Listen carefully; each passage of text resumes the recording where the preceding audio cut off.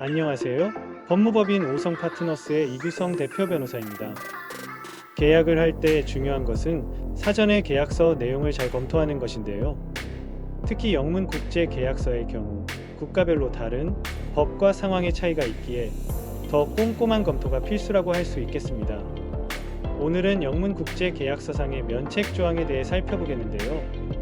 영문 계약서상의 면책 조항은 한쪽 당사자의 진술이나 조항의 내용이 거짓이거나 위배되어 상대방이 제3자로부터 손해배상 청구 내지 법적 책임을 추궁당하게 되는 경우에 해당 진술 및 보장을 한 당사자가 상대방을 이러한 책임으로부터 면책이 되도록 하고 그 손해를 대신 배상하게 하는 내용을 담은 조항입니다.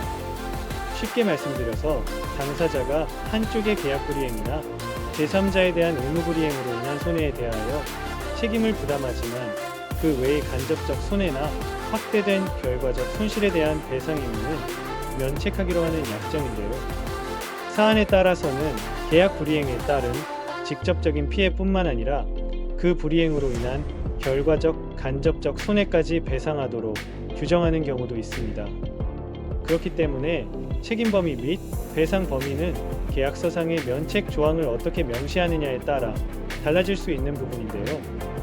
예를 들어 매도인이 판매 지역이나 국가에서 제품의 상표나 특허 또는 저작권 등의 침해와 관련하여 발생할 수도 있는 모든 분쟁으로부터 매수인을 면책하여야 한다고 영문 국제 계약서 상에 면책 조항을 설정한다면 다음과 같이 조항을 작성해 볼 수 있겠습니다. Seller shall indemnify and hold buyer harmless from and against any and all claims and disputes which may arise in connection with infringement of patent, trademarks, designs, utility models, copyrights, or other industrial property rights in products, whether in territory or any other country. 당사자 간의 계약을 체결할 때 면책 조항을 적절히 활용하게 된다면 위험 부담을 대폭 줄일 수가 있으므로 영문 국제 계약서 작성 시 일반적으로 면책 조항을 포함시키는 편입니다.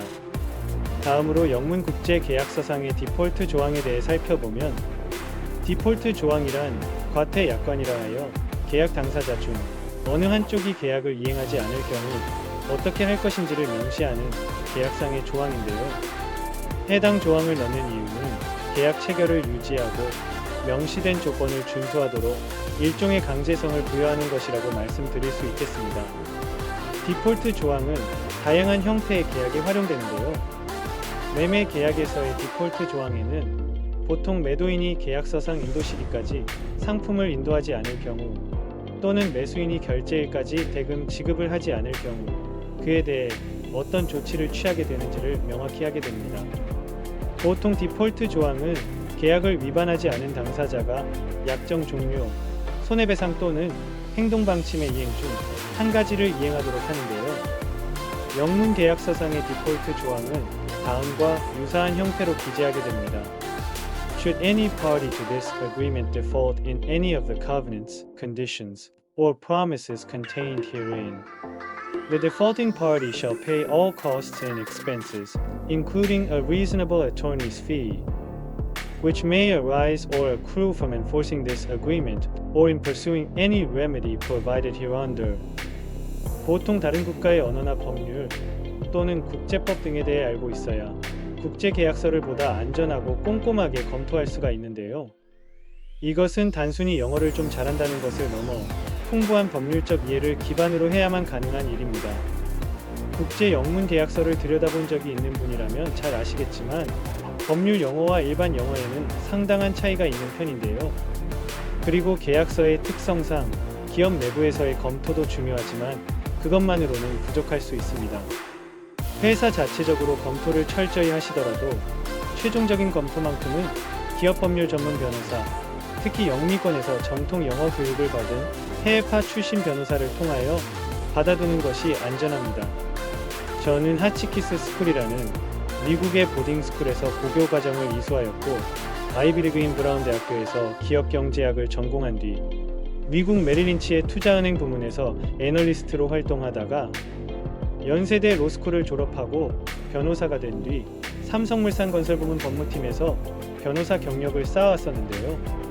저는 고교 시절부터 미국의 사립기숙학교에서 생활을 하며 탄탄한 영어 실력을 쌓을 수 있었고, 대학교와 첫 직장도 미국에서 다녔기 때문에 위와 같은 영문 국제계약서 작성에 있어서는 다른 변호사들과 근본적으로 다른 장점을 갖고 있다고 말씀드릴 수가 있습니다.